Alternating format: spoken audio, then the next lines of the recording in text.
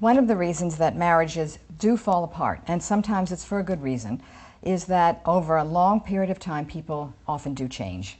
Interests change, values change, and what held the couple together in the beginning no longer is as tight as it once was.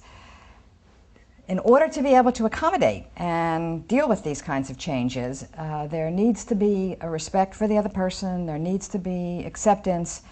Again, there needs to be ability to negotiate. And if you anticipate it, this has to do with what you expect, it won't be so difficult. If you expect that the other person is going to say the same all the time, then you'll be surprised and you may end up feeling betrayed. Particularly happens when children are born, because differences emerge that a couple never expected. It can often happen with religion, can happen with politics, it can happen with friendships, can happen all kinds of ways.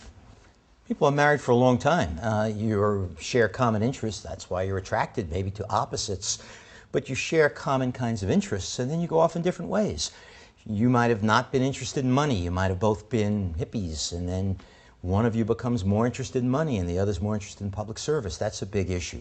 And then you have to figure out ways either to keep your interests together or to compromise or even to take turns.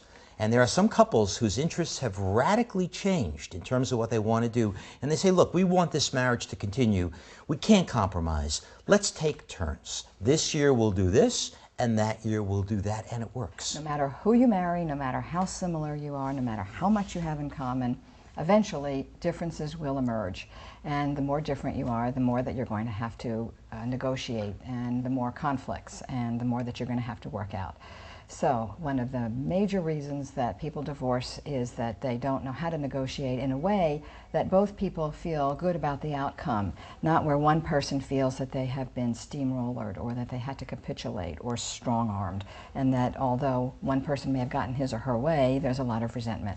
So the ability to negotiate, to compromise, to take turns is important.